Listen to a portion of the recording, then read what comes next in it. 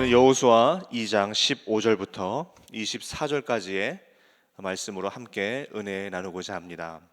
우리는 어제부터 라합의 이야기를 나누고 있죠. 여호수아가 두 명의 정탐꾼을 시딤에서 여리고로 보내서 그 땅을 정탐하도록 합니다. 그 정탐꾼 두 명은 라합의 집에 머물며 정탐을 하였는데 그 두 명의 정탐 행위가 여리고 왕에게 발각이 되고 말지요. 왕은 라합의 집으로 사람을 보냅니다. 그래서 정탐꾼이 여기 있느냐라고 물어볼 때에, 추궁할 때에 라합은 그 두 정탐꾼을 숨기고, 그리고 여기에 그들은 있지 않다라고 그 존재를 말하지 않습니다. 그래서 그 두 명의 정탐꾼은 발각되지 않고 무사히 다시 돌아가게 되죠. 이때 라합이 그 두 정탐꾼에게 청을 합니다. 만약 당신들이 돌아올 때에 내가 하나님에 대한 소식을 들으니 당신들의 하나님이 참 하나님임을 내가 알겠습니다. 홍해를 가른 일을 내가 들었고 이방 왕을 진멸시킨 일을 내가 들었습니다.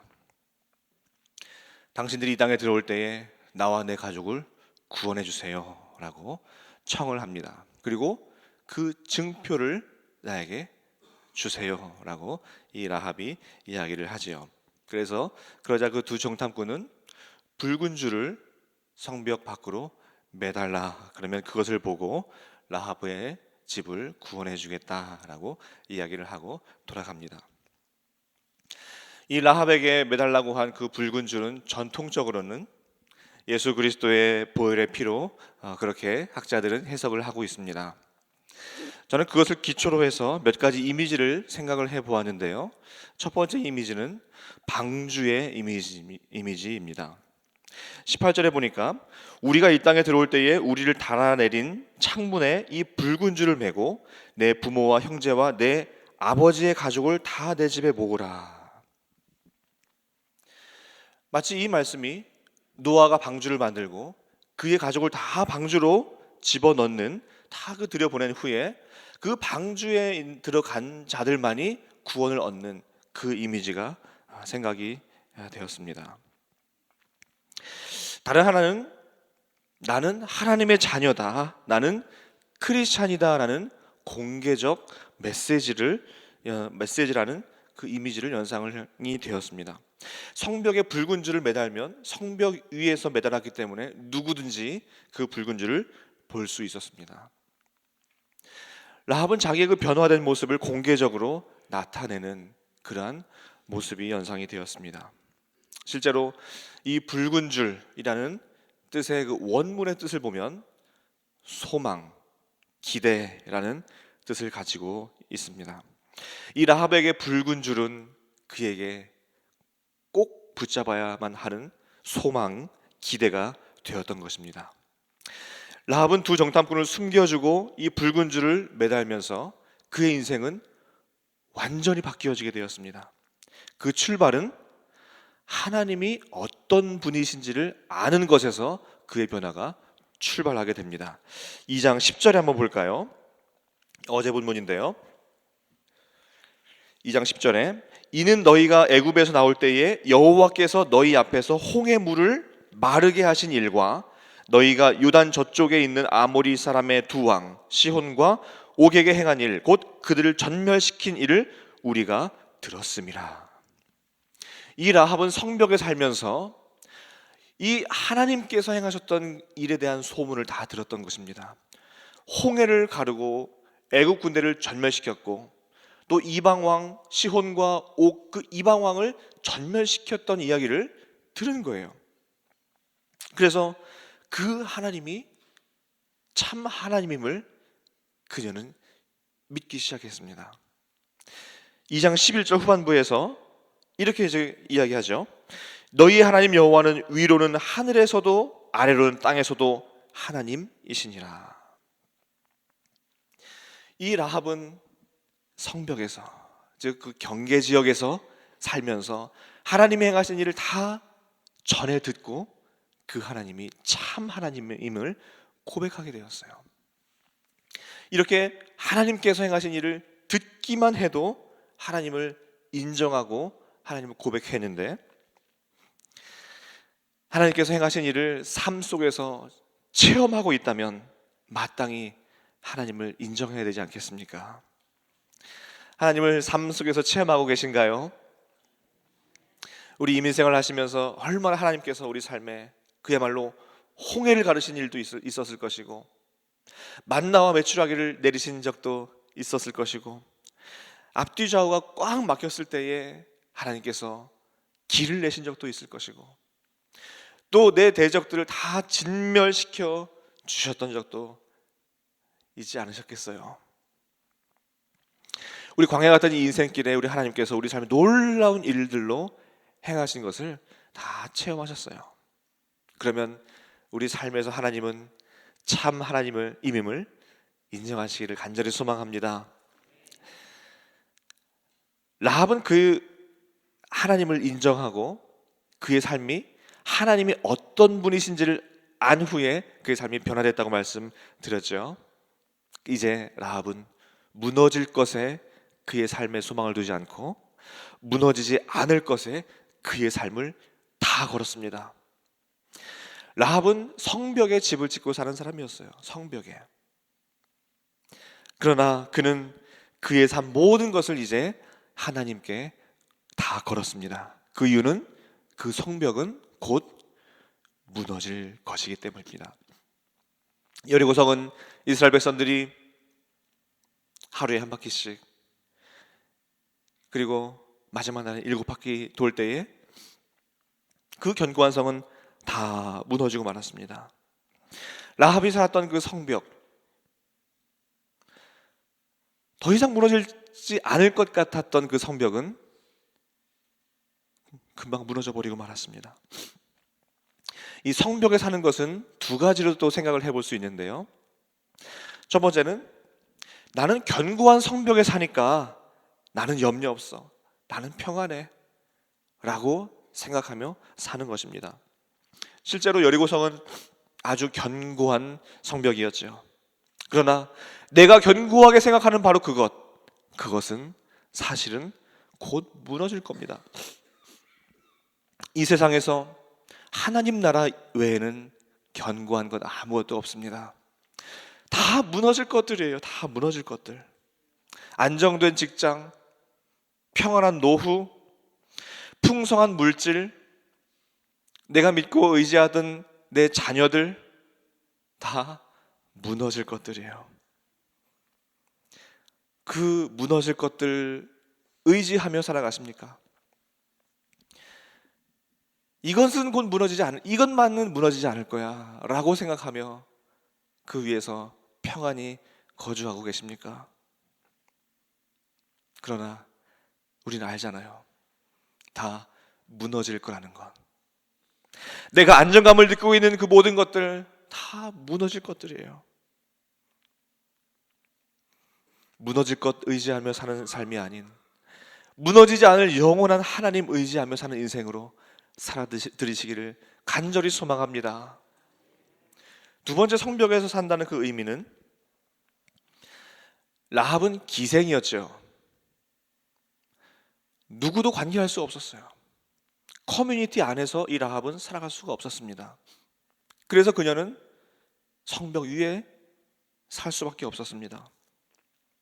그녀는 커뮤니티 안에서는 무시받고 천대받고 그렇게 살 수밖에 없었던 여인이었어요. 성 안에서는 살 수 없었어요. 그래서 그녀는 성벽에 집을 짓고 살 수밖에 없었습니다. 그러한 그녀에게는 소망이 필요했습니다. 붙들어야 할 한 분이 필요했습니다. 그런 그녀가 홍해를 가르신 분의 이야기를 들었습니다. 그런 그녀가 이방 왕들을 진멸시킨 분에 대한 이야기를 들었습니다. 이제 그녀는 그분을 붙잡기 시작했습니다. 붙잡는 것 이상으로 그분에게 인생 모든 것을 걸었습니다. 어느 편에 서시겠습니까? 어디에 인생을 거시겠습니까? 이 라합은 여리고 왕을 두려워하지 않았어요. 여리고 왕을 두려워했다면 여리고 왕이 보냈던 그 왕의 군사들이 두려워 그 정탐꾼을 다 보여주고 말았을 거예요. 그러나 라합은 여리고 왕을 두려워하지 않고 하나님을 두려워했기에 그의 인생을 다 하나님께 걸었던 겁니다. 곧 무너질 성벽에 살면서 평안하다 평안하다 외치는 인생이라면 무너지지 않을 인생으로, 무너지지 않을 그 영원한 것을 붙잡는 삶으로 변화되어야 하고, 또 삶의 소망이 다 없어져서 그야말로 참 소망 대신 하나님을 붙드는 인생으로 변화되시기를 간절히 소망합니다. 이 라합은 믿음장으로 불리는 히브리서 11장에 그 이름이 그 믿음의 명예의 전당에 올라가게 됩니다. 너무나 놀라워요. 히브리서 11장 32절에 이렇게 말하고 있습니다. 믿음으로 기생 라합은 정탐꾼을 평안히 영접하였으므로 순종하지 아니한 자와 함께 멸망하지 아니하였도다. 이 기생 라합이 정탐꾼을 숨겨준 그 일이 믿음의 행위라고 이 믿음장은 우리에게 라합을 믿음의 모델로 보여주고 있는 겁니다. 그 이유는 믿음이 없으면 도저히 할 수 없는 일이었기 때문에 그렇습니다. 믿음이 없었다면 그 정탐꾼을 숨겨줄 수도, 하나님에 대한 신앙 고백을 할 수도 없었던 것입니다.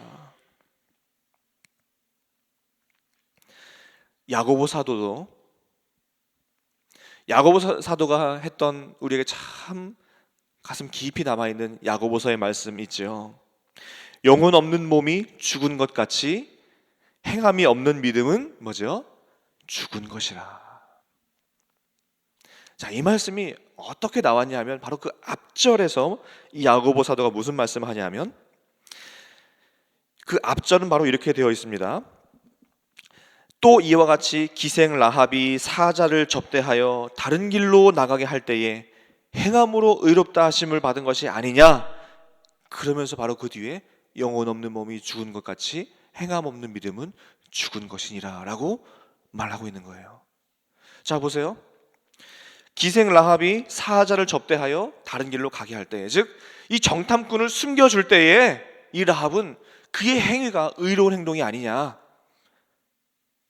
봐라, 영혼 없는 몸이 죽은 것처럼 행함이 없는 믿음은 죽은 거다. 이 라합처럼 믿음을 보여라, 믿음을 행함으로 나타내라 라고 야고보 사도는 말하고 있는 거예요. 이 라합의 그 행위는 믿음의 행위였던 것입니다. 믿음의 전당에 올라갈 만큼의 믿음의 행위였고요, 행함이 없는 믿음은 죽은 것이라고 말할 정도로 이 라합의 그 행위는 믿음의 행위였던 것입니다. 그러면서 그 믿음이, 자, 우리에게 한번 그걸 보는 거예요. 우리에게 믿음이 있다고 하지만 믿음이 행함으로 나타나지 않을 때가 우리가 참 많이 있어요. 그저 우리는 무너질 성벽만을 계속 짓고 살아가면서, 또 우리가 살고 있는 커뮤니티에서 배제될까봐 전전긍긍하며 붉은 줄을 매달 용기도 내지 못한 채 그저 그 안에서 성벽 위에서 그냥 살아가는 그 인생이 아닌지 한번 돌아봐야 돼요. 라합의 이 놀라운 믿음의 행위와 변화된 삶은 또 하나의 놀라운 일을 보여주고 있는데, 그것은 이 라합이 마태복음 1장에 예수님의 족보에 들어가 있다는 거예요. 놀라지 않습니까? 라합이 이 마태복음 1장 5절에 이렇게 이야기해요. 살몬은 라합에게서 보아스를 낳고, 지금 라합이 누굴 낳았대요? 라합이 보아스를 낳고, 보아스는 루색에서 오벳을 낳고, 오벳은 이새를 낳고 이새는 다윗 왕을 낳으니라. 아멘. 너무 놀랍죠? 라합에게서 다윗 왕이 나온 거예요. 라합에게서 예수 그리스도가 나온 거예요. 라합이 매단 그 붉은 줄에서 예수 그리스도가 나온 거예요. 룻기 4장 21절도 동일하게 기록하고 있습니다. 살모는 보앗을 낳았고 보앗은 오벳을 낳았고 오벳은 이새를 낳고 이새는 다윗을 낳았더라. 동일하게 기록하고 있어요. 라합의 그 헌신은 예수 그리스도의 놀라운 구원 사역의 한 부분이 되었고 하나님은 그 인생을 사용하여 놀라운 일을 이루신 것입니다. 하나님은 그 보잘것없는 그 인생, 그 여인을 통해서 가나안 입성을 이루셨고 예수 그리스도를 태어나게 하셨습니다. 하나님의 나라는 권위에 있지 않습니다. 힘에 있지 않습니다. 한 사람의 헌신을 통하여 하나님 나라는 이루어진다는 것입니다. 내 삶이 보잘것없어 보입니까? 소망 없어 보입니까? 사방이 꽉 막혀 보입니까? 바로 그때가 삶의 방향을 바꿀 때입니다. 바로 하나님께로 삶의 방향을 바꾸고 무너질 곳에 집을 짓고 사는 것이 아닌 영원히 무너지지 않는 하나님 나라에 내 모든 것을 걸고 드리는 삶으로 바뀌어져야 할 때입니다. 내가 하나님께 방향을 바꾸기만 하면 하나님은 내 삶에서 당신의 일을 놀랍도록 이루신다는 것입니다. 붉은 줄을 매다시기를 바랍니다. 그것은 곧 소망이요 기대입니다. 곧 예수 그리스도입니다. 세상 왕을 두려워하지 말고 영원한 왕 되시는 하나님을 두려워하시고 썩어질 것이 아닌 예수 그리스도를 붙들고 오늘 하루도 또 일평생도 살아들으시기를 간절히 소망합니다. 기도하겠습니다.